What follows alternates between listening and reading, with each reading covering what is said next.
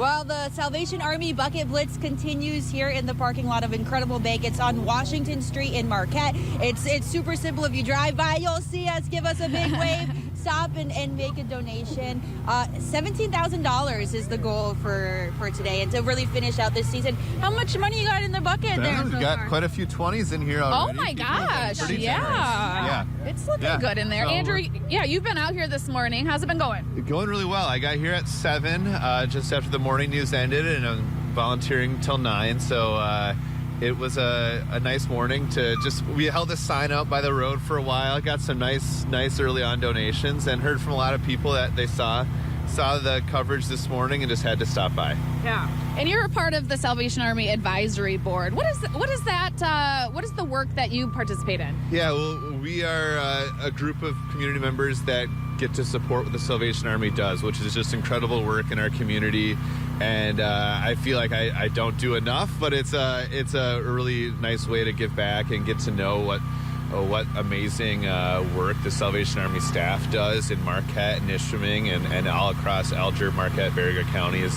It's the need is huge, but the way people step up is just as big. Yeah. And starting, God, my hair is driving me crazy, you guys. It's in my eyeball. Okay. Starting a new event when you've been, asking the community year after year and trying to find ways to engage, it can be really challenging. And this one it's fun. What was the process? Were you a part of that? A little bit, yeah. Carrie came to me in the fall and said, actually, one of our sister stations in Quincy, Illinois does this. And they don't have the snow like we do usually. So that idea kind of came from them and with the Salvation Army there. And, I think this is a great first year for this. And, I think making it easier and people like, convenience. You can stop by on your way to work. Someone came through, they were on a conference call, and she just kind of gave me a big bill, and that was her way of being able to give. Yeah. I mean, technically, you don't have to say anything. It's nice to say hi, but I mean, you could really just roll your window down and put a 20 in the bucket. Yeah. It seems like at least 5 people have already done that. How have you seen the needs of the Salvation Army and the response from the public to those needs change over the years that you've been working with the Salvation Army? Yeah, in my role, I've seen the Salvation Army step up during that fire at the Pine Ridge Apartments. I think it was 2019, and the Salvation Army really was a catalyst for getting a lot of donations and being there for the residents through all the struggles for those several weeks they couldn't be at home. And then through the pandemic, just changing different food programs. I mean, the lunch program at the Salvation Army is just an important opportunity for people. The Salvation Army is working, and what's Salvation Army and other agencies in Marquette all work together with like Room at the Inn. They're always collaborating, trying to find ways to fill those gaps that are there. What about its volunteer base? How have you seen that change or shift in the years? Yeah, definitely more people wanting to get involved with the kettle campaign, with doing whatever work they can with some of the young people in the community.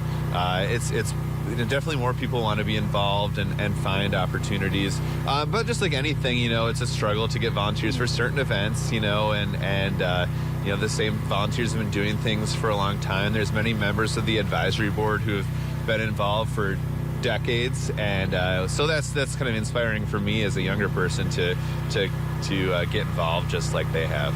And then maybe some younger people watching might want to get involved too. What would you recommend for them as the best avenue to get involved? Yeah, well, I think we see some younger people here today through their work, and I think a lot of employers try to encourage volunteerism when they can. So try to use your time at work and use that for good too. There's opportunities on the weekends and the evenings, but they can find some things to do. I saw that. Yep. Find some things to do during the workday too.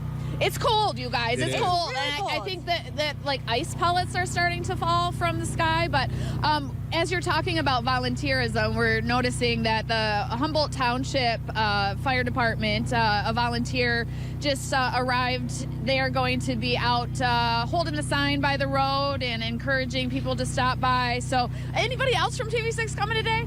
No, there's so many volunteers already signed up that I think they couldn't squeeze us in. No, we've so Okay. we've got a lot going on. Yeah, We'll be back in the studio later recording some music, right? So Yes, we've got a lot happening today. Yeah, it is a busy day. Everybody's trying to get everything accomplished before next week. The big I've been talking about how envious I am of all of the students that get a full 2 weeks this year off. So this is wrapping up really kind of the last push for a lot of people to give donations, to do all those holiday things. It's just a busy week. Should be a lot of people out on the street today. There should be. And so one of my things I'm doing today, I'm part of the sing-along that's happening at St. Michael's Church at 5 o'clock. So if you're going to go to that, stop by here on your way, drop off a donation, then go. We've got a lot of church choirs and different groups from around Marquette that are part of that. We talked about it on Tuesday with Aaron Kolwitz on the morning news. And so a great day of Christmas cheer started right here. I love it. All right, let's take another break. And when we come back, we will continue checking out the Bucket Blitz.